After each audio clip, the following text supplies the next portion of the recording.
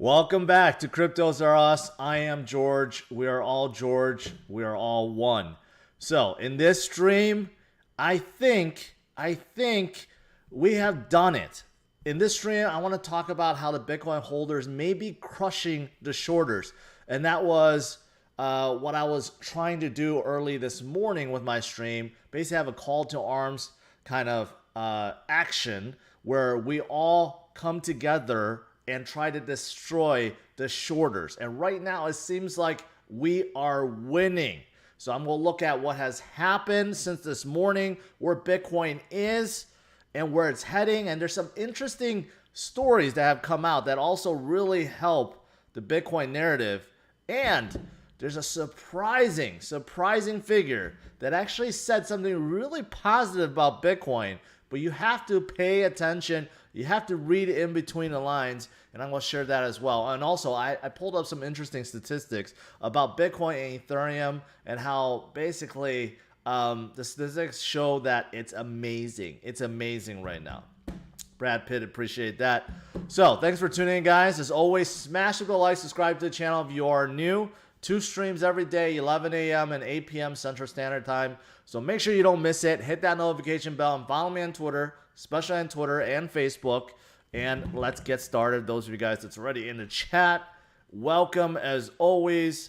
Let me change my screen here. Alrighty. So looking at Bitcoin, we are now above 50,000. We're holding that 50,700 mark.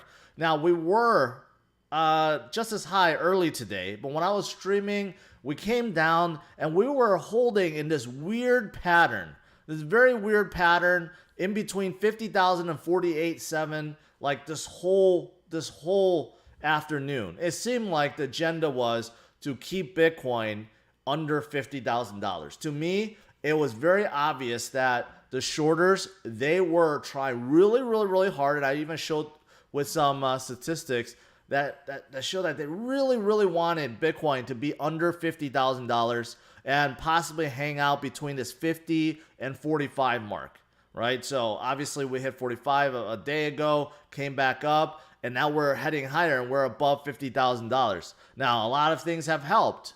You know, my call to arms kind of rally this morning. I don't know if that helped. I like to think it did, but of course, this is on top of what Michael Saylor just did, purchased $1 billion Bitcoin, and also on top of what Square did, which was purchase $175 million of Bitcoin, right? But overall, like I always say, you never know when top comes or bottom comes in. So dollar cost averaging, you know, buying the dips, that's the way to go. But if we could all do it collectively together and force a short squeeze, then man, that's a great thing to be able to do.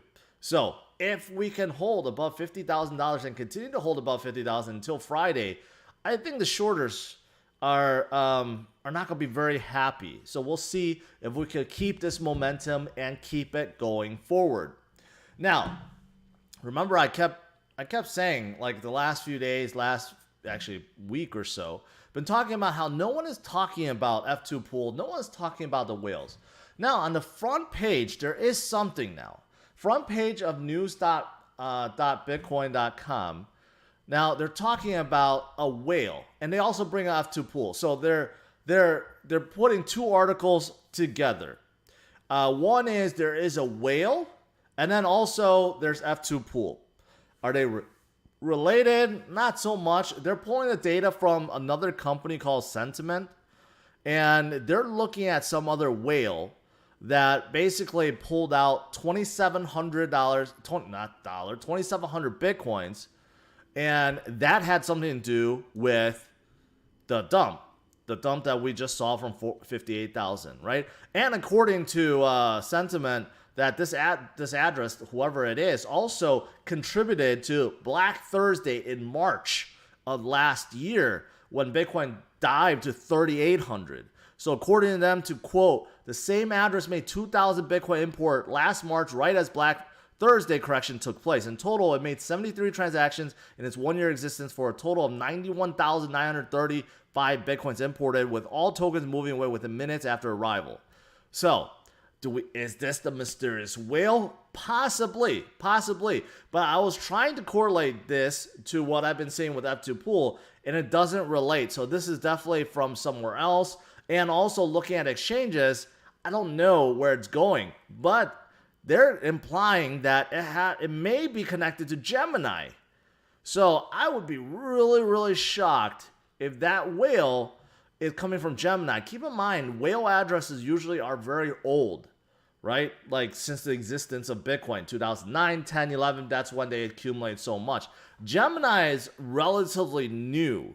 So I don't know how that's possible. Now, recently I did show you guys that there was a huge influx. This is Gemini inflow. There's a huge influx into Gemini, but we know that this was actually for the Canadian ETFs because Gemini is the custodian for both Canadian ETF fund managers. So this relates to that. So this doesn't relate to what they're talking about. So again, I don't know how sentiment, what they're tracking, what they're doing, right? But they did give an address. But the address is very, very hard to follow. They basically distributed, many times, and it's really hard to follow. But it's good to see that other people are paying attention. I'm going to look more into it. But that's number one. There may be this mysterious whale that's behind all of our big dips. Number two, they did actually mention what I was saying. They actually put up my tweet here, so that's pretty nice. Not my video, just my tweet. But the second part of this article talks about F2 Pool and how there was a large mass exodus. But the problem is, then they cited TMG, which also stated the same thing. But, obviously, I guess they didn't know that I kind of brought it up first. But it's okay. At least they're bringing this to light. But obviously, looking at F2 Pool, I've been showing you guys this a lot. This is not a coincidence, an outflow of 3,600 Bitcoins right before the whole decline. There was a story this morning from Cointelegraph that said, oh, this whale is lucky. Just happened to pull out right before a 20% dip. BS. Okay? No, that didn't happen. This happened because they were doing this. And you could see throughout the way, they've been dumping a little bit more. Not as much, but you could see there are spikes here. That's why I said that the whale really doesn't want Bitcoin to be above 50,000, because earlier today when it was about to break up, it decided to escalate the outflows, right? And this 1.533 and so forth. So it was escalating, but now you can see it kind of died down. Maybe they went to sleep or something, or they're giving up, or there's just too much buying. So so I don't know what's going on, but obviously they were trying really hard to keep Bitcoin below 50,000. And right now we're above, right? So like I said, if we could keep this collectively, we continue to do what we're doing, just dollar cost average and buy the dip, buy cheap Bitcoins and buy cheap altcoins, and we do it together collectively. That's a lot of buying on top of the billion from Michael Saylor and of course Square. So things are looking pretty good right now, pretty good. Now, there are a few other things that that kind of relate and kind of doesn't, but I think it's good overall. Number one is the Federal Reserve. Now, someone showed me this earlier today, and it just seems very suspicious. I don't know if this is setting a narrative, but this definitely relates to crypto. So supposedly, all of Federal Reserve's wire and ACH systems go down simultaneously. That is horrible. That is horrible. So according to this article, some operational error resulted in disruption of service in several business lines. And down here, Social Security benefits, tax refunds, payroll, direct deposits, and other things, and settlement funds, and all this stuff went down. And actually, it's still down, and they're still working on it, right? So this is part of centralized systems. No matter how big and robust, they tend to go down at times, right? And this is really bad when it's the Federal Reserve. So one could make the argument that Yeah, that's why you want to get away from a centralized system. You want to get to decentralized systems, right? That's where crypto comes in. But this is the thing, out of all the times, now Powell's talking about digital dollar, right? And he says he's working with Yellen on creating one. And then all of a sudden this goes down. It seems like they're planning a narrative. Like they're going to make the argument like tomorrow or next week. Oh, look, this happened, so we must go digital now. We must create our own digital dollar to prevent situations like this. It's just like the timing of it is too particular. It just seems like this is just a ploy, a narrative to prepare people of what's to come, right? Maybe, I don't know. You guys decide. But I do know that some people may be worried about, hey, if the Fed comes up with their digital dollars, go affect Bitcoin and crypto. No, because it's just going to be a digital version of fiat. In fact, it's going to be much easier for them to actually create more. Right now, they actually have to physically print more money, right? And then they have to mail it the checks or do a direct deposit. But there's a lot of manual intervention where in the future, if they have a digital dollar, it's going straight to your wallet. All they have to do is click some zeros and it appears in your wallet. That's it. So it makes it so much easier for them to inflate that digital dollar even more. So no, it doesn't compete with Bitcoin, especially as a store value or any other crypto that's a utility. This is just a digital version of fiat. But what is good is it's going to get people to utilize wallets, get used to wallets, being able to just pay and do everything with the digital wallet. So that definitely relates to crypto, right? So that is definitely very positive. But the story is just kind of weird, just really weird, right? Now, something else that's weird, some of you guys may have paid attention, is that GME, GameStop, shot up through the roof today. And in aftermarkets, they're even up even more. So what is going on? Did Robinhood open up trading again? There's another movement. We don't know. But you know what? A recent turn bull, Jim Cramer, he tweeted this. And I wonder if this could possibly happen. Maybe. So Jim Cramer, to quote one last time, GME issued $1 billion in stock, buy $1 billion of Bitcoin, and then watch the stock go from where it is now, 168, to 430. So obviously, I think he's trying to make GME follow in the footsteps of Michael Saylor. And maybe they'll do it. Maybe they're desperate enough to be able to do something like that. Who knows? That would be insane. Insane. If GME declared that, yes, we're going to buy $1 billion worth of Bitcoin, I don't even know what to think about that if that actually happened. But Jim Cramer is actually, he's turning a real Bitcoin bull. He's real, yeah. Okay. So, last story I want to show you, but that's not all, is this. Charlie Munger, who is not a fan of Bitcoin and not a fan of Tesla and really not a fan of anything that isn't banks or railroads or airlines or foods, he is the right-hand man to Warren Buffett, who also hates Tesla and hates Bitcoin. So Charlie Munger was asked, what's worse? Tesla at 1 trillion or Bitcoin at 50,000 or Bitcoin at 1 trillion. So what's worse, Tesla or Bitcoin at 1 trillion? And he didn't like either. But he did have a more neutral tone on Bitcoin. And he says something that's very, very actually bullish for Bitcoin. So to quote, I don't think I know the future of banking, and I don't know how the payment system will evolve. I do think that a properly run bank is a great contributor to civilization, and the central banks of the world like controlling their own banking system and their own money supplies. Okay, here we go. So I don't think Bitcoin is going to end up. The medium exchange for the world. It's too volatile to serve well as a medium exchange, and it's really, here we go, kind of an artificial substitute for gold. And since I never buy gold, I'll never buy any Bitcoin. But there you go. Even he thinks that Bitcoin is a substitute for gold. And that is pretty bullish if you ask me. Charlie Munger, who is very, very, he said buying Bitcoin is unmoral as eating harvested baby brains. That's what he said in an interview. Yes, when he was asked why it's immoral to buy Bitcoin, he's like, well, if there was a supply of freshly harvested baby brains, would you buy it? It's immoral. That's what Bitcoin is like. And I'm like, what? What is going on? How is that a comparison? But now he's saying Bitcoin is a substitute for gold.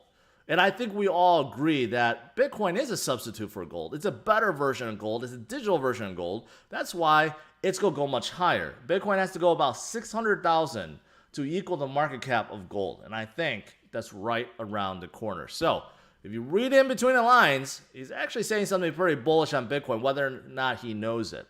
All right, lastly, I want to show you statistics. I haven't done this in a while. I pulled up all these statistics just to show you where Bitcoin is from a fundamental standpoint, from a network standpoint, and also Ethereum, which a lot of you guys are big supporters of, right?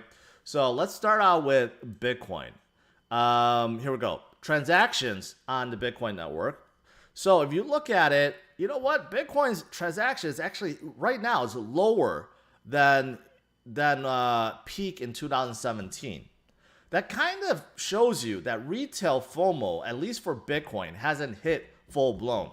Bitcoin transactions actually kind of just neutral, right? All the big transactions right now is basically conducted OTC, big buys from public trade companies and hedge funds and so forth. But retail investors, although getting in, I could tell there's more people coming in, but in terms of people that just buying Bitcoin, it's not as high as before yet. So it's kind of still, actually, if you look at it, kind of like went down a little bit, right? That's kind of interesting. So it shows that, yeah, retail FOMO definitely not here yet, not full blown, right? But other statistics, on-chain volume is through the roof right now. How much transactions actually being done, and that is pretty big. Also, mining revenue. You could see that the mining revenue now is even higher than 2017. Barely, but it is. So miners are actually making a ton of money too, right? That is why miners continue to buy more ASIC miners and more farms, because it is very, very, very profitable right now. But not just with Bitcoin. Let me show you this statistic. So moving to Ethereum, you could see that Ethereum's network is maxed out, even higher than January 2018. But here's the thing. It's leveling off because the network is super, super, super congested right now. So this is what I showed before. Basically, this is like cap. You can't really get higher than this. If you do, the fees will be astronomical. But this is where it is. But it is at all-time high. And then you look at number of active addresses. For some reason, it's lower. That's kind of strange that the number of active addresses actually is lower. But I guess this relates to the fact that retail FOMO still hasn't hit full blown. If retail FOMO is here 100% and even more than 100%, then you will see this go up a lot more, right? Andy, you just missed it. Roll back like 10 minutes. I just talked about GME. So this kind of also relates that not full blown FOMO yet from retail investors. But here's the thing. Look at this. A lot of you guys are mining ETH right now. You're an ETH miner. You could build out milk crate rig really easily. Look at the profits. Look at the daily revenue for Ethereum mining right now. It is insane. Insane. It is super, super, super profitable to be an Ethereum miner right now. Do you know why? It's mostly because of the congestion. Someone brought this up and I didn't put it together, but it makes total sense. When you have like complete network congestion, the fees are insane, right? And then the miners are getting an insane amount of fees. That is why mining profitability right now is through the roof. And people have told me, Ethereum miners have told me that, during the flash crash recently, right? Their fees went even higher because people didn't know what the hell is going on. People's panicking. People's just like trying to mass dump. And it went through the roof. But this really shocked me. And it didn't really hit me until recently. Yeah, it is really, really, really profitable. I don't even know what the payback ROI is right now. Before it was like 7 months to pay back a rig. And then it's free money afterwards. Maybe it's like 2 or 3 months right now, which would be really, really profitable to build out a rig. In fact, you know, my basement is all rigged up because I used to mine Litecoin back in the day, and I still have like 100 sockets in my basement, and I still have all my box fans. I should just set up Ethereum rigs at this point. This is really, really, really profitable. All right. Lastly, before I get into Q&A, just want to check out DeFi Pulse. Obviously, with the dip recently, a lot of the locked-in value has dissipated, and it did go down from a peak of like 43 billion now to where 37 billion. But things are coming back up. Now, if you look at Binance's, also took a little dip from about 12 billion down to about 10 billion now, right? But kind of shows you that things are discount. Things are on sale right now. So if you want a dollar cost average, you want to buy in, this is a pretty good opportunity, right? So yeah, because these are definitely lower than where they were just a few days ago. All right, that is it. Let me turn to you guys for some Q&A. I know there's some super chats. I appreciate it. Let me see if I can get to all of them. Rage, what do you think about Harmony? I have not looked at Harmony before. I better do these fast because these super chats disappear really quick. I think Harmony actually reached out to me recently. Platform designed to facilitate creation of use of decentralized apps. Okay. Expected to introduce cross-sharding. Okay. So it's a blockchain for DeFi, basically. Wait, what happened to it? I just closed it. I have to look more into it. But I have heard some people ask me about it, but I have not looked into it. Why did I close that? Let me see if I get it up again. Scaling Ethereum applications, cross-chain finance, sharding and staking. That's pretty good. So if it's like a layer 2, that would be pretty good, and it's built for DeFi. Okay. I'm not sure I like this skateboarder and the DeLorean in the background playing, but okay, kind of unique, kind of cool, I guess. Love Jim Cramer. Let me say Ada. Eric says great. A lot of crypto guys don't like Jim Cramer. I'll tell you that. A lot of crypto guys just don't like stock guys to begin with. Eric also says I still buy gold, silver, bars, coin, and ETH. Well, I guess good in case the world ends and there's no electricity. I guess at least you have gold and silver.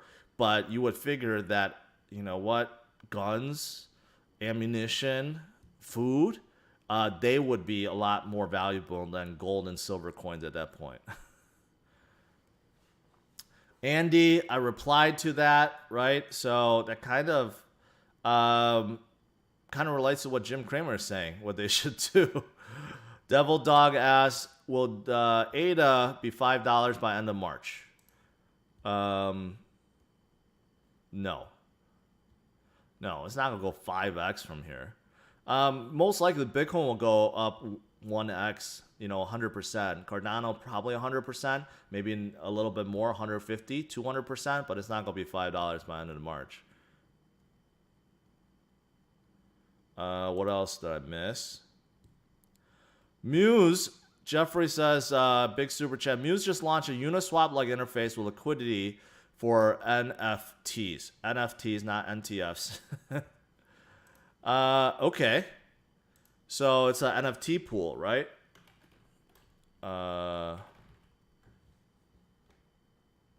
Very, very, very small. Very small.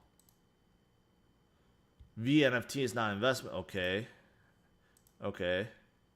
Horrible, horrible font. About the worst font you could choose for a web page.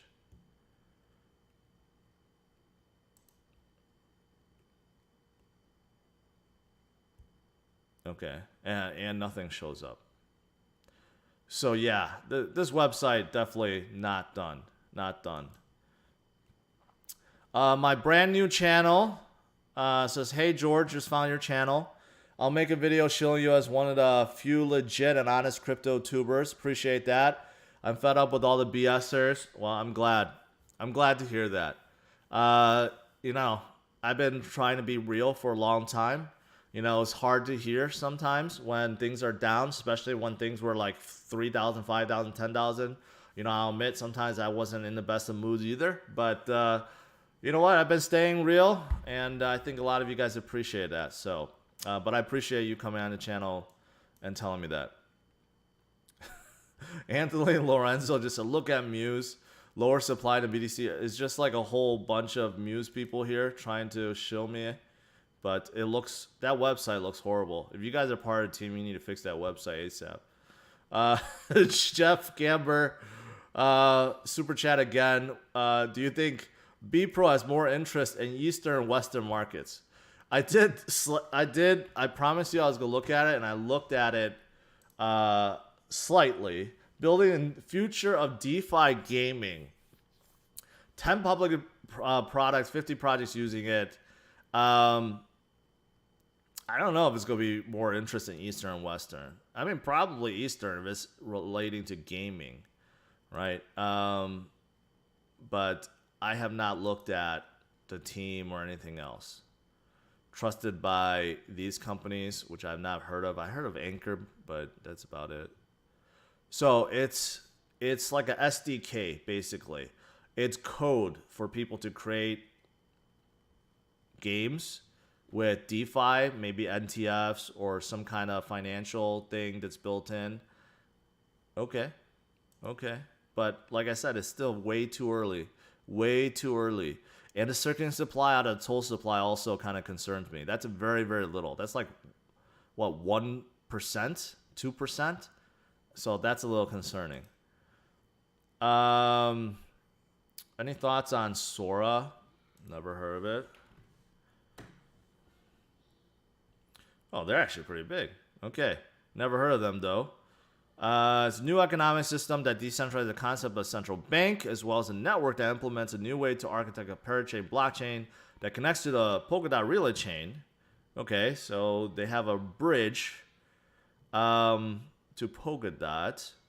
The Sora network excels at providing tools for decentralized applications for use digital. Okay, so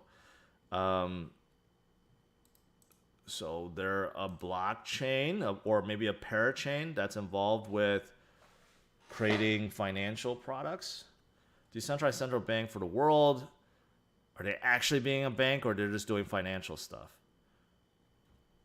So V1's built on Hyperledger. V2 is built on Polkadot. Yeah, so it's going to be like a whole bunch of DeFi applications.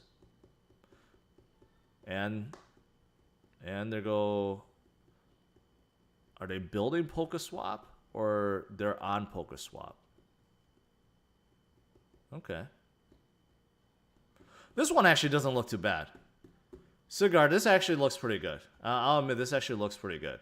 So Sora is going to be one I'll be looking at in my downtime. Where is it at? So Uniswap, who won it? Okay. So the exchanges isn't so good. You could get out of Uniswap, but it actually looks pretty good. I'll admit that. It looks pretty good. Thoughts on Rose? They partner with Google. I doubt that. A lot of projects claim they partnered up with Google, but not really.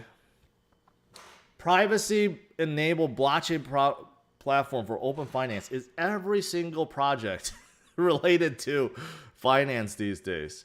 It seems like it is. Every single project is related to DeFi. Private scalable DeFi. Okay, tokenizing data, parallel smart chain layers. Okay. It looks pretty good. Can't deny that. Node operators.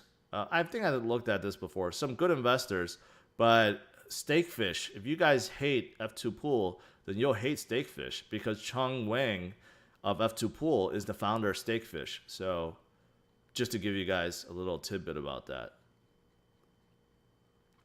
I mean, overall, it looks pretty decent. Looks decent. I got too much windows up right here.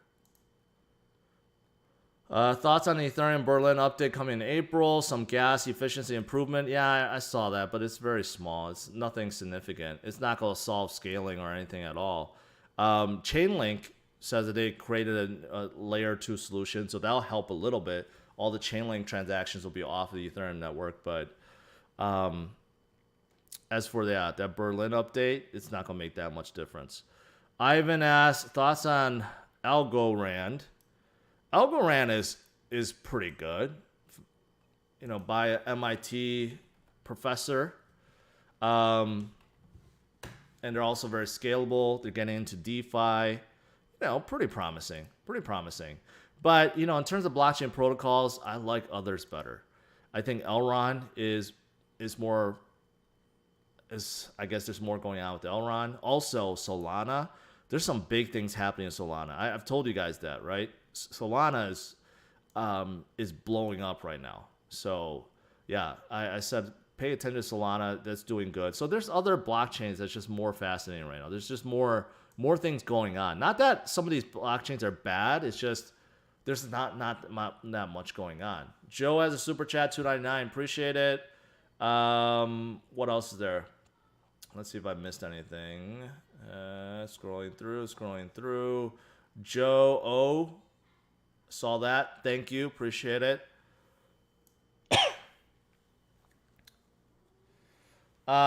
Eugene asked, George, what do you think will happen in 3 days after BTC futures expire? I think BTC will explode.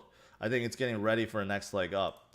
So right now, we're doing good above 50,000. Let's see if we can hold there, right? But right now, this looks very similar to this, right? Almost identical. Where you have a drop. Let me zoom in a little bit. You have a drop, and then you have a sudden up, and then you hover here for a little bit, and then boom, you're almost back, right? So, I mean, look at it. You have a drop, you're hovering here, and the next step up is probably up. But here's the difference. We're in expiration week. This was before expiration week. So that's where it's a little bit different. And then this happened because F2 pool wanted to happen, right? But we're in the expiration week already. So we could just bypass all of this. So what I'm thinking is after we come up, right? I think that's going to be probably this weekend, and afterwards we're going to form that new leg up. So I think that's a very possibility.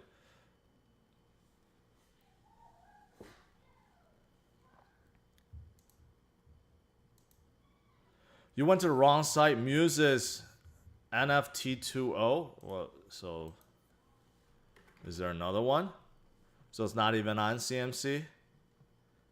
How many of you guys are from the Muse team, man? I mean, I appreciate it. You guys gave me like $20. I mean, $60 already, but all right. NFT2 trade, swap, sell NFTs. Permissionless protocol to trade, swap, and okay. So you create a pool of tokenized NTFs, and then you can swap your NFTs. Okay. So yeah, so this is like this new, yield farming. Now there's like NFT farming. So it sounds like it's kind of like that, but this is, this gives you the ability to swap with other NFTs. Okay. How do you declare what's worth something? I guess how many people are staking? Is that how it works? So it just seems like it's NFT pools, right? But I got to say, the interface looks pretty fantastic. The interface does look very good. And then here's a Decentraland one. Chonker Finance. So you got a lot of NFTs on here. Some of these have no liquidity. No one is staking in them. All right. Well, I mean, I'll say this looks pretty darn good. Whether or not people really want to stake in NFT pools right now, I don't know. And yeah. Okay. Speedy Buns, I is George. Thank you. Do you Dido Day asks, do you think the ADA updates creating massive gains is all hopium or real? Thanks for your live feeds, brother. For a long time I thought it was hopium. And I mean, honestly, a lot of it is hopium because it's not done yet, right? But I think people trust Charles 100% at this point that he is going to complete the project and he's going to commercialize it. He's going to get Africa to adopt to it. And there's a lot of things coming up. So we will see. We will see. A lot of things in crypto, let's be honest, is hopium, right? A lot of projects doesn't do anything, they're not nowhere close to what their potential is, and they're worth a lot. So some of it, yes, but some of it is legit. Carmen asks, best exchange for small business? Well, what do you mean by that? Do you plan on taking loans and stuff, or you just want to buy crypto? If you just want to buy crypto, I would recommend, if you're in the US, just go with Gemini. Don't go with Coinbase, go with Gemini. They seem to be much better, especially with customer service and everything else. Yeah, a lot of super chats come in. What is your plan to make money from crypto during a bear market? Just buy. Accumulate money and use that money to buy more crypto. That's what I did before. That's what I plan on doing if one ever comes again, which I think there may not be, because institutions are buying Bitcoin like crazy. I don't see why they would sell. So this might be a super cycle. So yeah. Thoughts on Akash or Superfarm? I don't like either. Akash is decentralized cloud. I think they're going to have a really hard time convincing businesses to move to an unknown decentralized cloud platform. Maybe in time, but right now it's too early. And Superfarm, that's what Elliot created. I don't have any against it. It's NFT, farming, kind of like the other project I just looked at, but I think there's way too much hype over right now. It's so early, so much hype. You got a lot of people talking about it, and the site is down. I mean, I don't know. I don't know what to think. I think just be careful with it. Red Fox Labs is creating a Roblox-style NFT platform. ETA 68 weeks. Pretty good. Yeah, someone told me about Red Fox Labs recently. They're primarily out of Asia. But NFTs is definitely getting very hot. Absolute Tonka, appreciate that. Roshan, yeah, take a look. Switcheroo, DMAX does. Switcheroo will all get futures on DEX built on Cosmos. Okay. Yeah, so that's really endorsement for Cosmos. Cosmos is a powerhouse.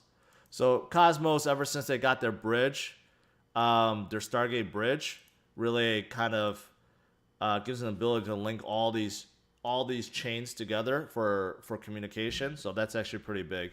So a lot more DeFi products could be heading to Cosmos. And Binance Smart Chain is built with Cosmos SDK and Tendermint too. So theoretically, Binance Chain and their DeFi products can talk to other chains built with Cosmos too. So, yeah.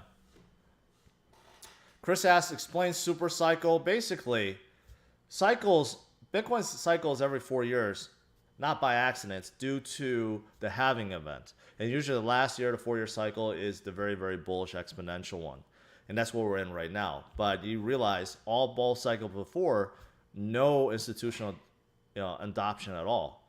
No public trade company, no hedge funds, no one was buying Bitcoin other than retail investors. And right now, what's driving Bitcoin higher is institutional investors. And surprisingly, retail investors haven't caught up yet. So institutional investors, they buy things, they have the strongest hands on earth. So they buy things, they hold it for decades. So once Bitcoin gets up to 500,000 and beyond, and replaces gold as the new gold, all these guys are just going to be hoarding it. They're never going to sell. It just keeps going up. Not only is it the best hedge against inflation, but it's also appreciating like crazy, more than any other assets on earth. So why would they sell? After this year, they're not going to be selling. They're just going to keeping it. So if they're keeping it, this cycle never ends. There's never going to be another 86% drop, and Bitcoin just stays up there. And it will actually keep going up, because then the next cycle comes, where then 2024 comes, and then halving event comes again. Right? So that's why I think we're in a super cycle. I don't think we're going to see an 80% drop after this year. We may see, small corrections, 20, 30% drops, but an 86% drop, I don't think we're going to ever see that again, in my opinion. All right. That is it, guys. That's it for today's stream. Overall, I think we're doing pretty good. We're hanging together, hanging strong. F2 pool may be losing their grip, and if we could stay above $50,000, until Friday, I think some shorters are going to be very, very mad, because it seems like they do not want Bitcoin to be above 50,000. That's why we need to stand together, join together. We're all Georges, right? Share your thoughts. on Twitter. Make sure you let people know to join in on the revolution. We all need to stand together. And right now, looks like we are winning. All right. Thanks for tuning in. As always, smash the like, subscribe to the channel, and stay tuned for my stream tomorrow, 11 a.m. Central Standard Time. All right. Take care, guys. Have a good night. Bye-bye.